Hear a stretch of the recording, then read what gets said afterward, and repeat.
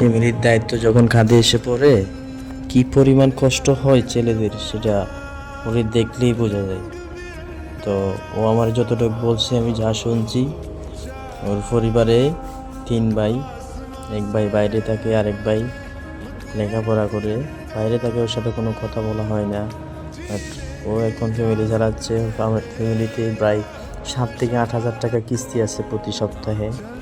তো ঈদের আগে আসছে এখানে চাকরিতে, ঈদ গেছে আজকে 10-15 দিন, এখনও তার বাসায় যাওয়ার কোনো খোঁজখবরও নাই, কারণ সেই টাকার জন্য পাগল হয়ে গেছে। বাট আমি যখন আসলাম একটা ভিডিও করতেছি, সে আমার বলতেছে কেন ভিডিও করতেছেন? আমি বলতেছি তোর মন খারাপ তাই ভিডিও করতেছি।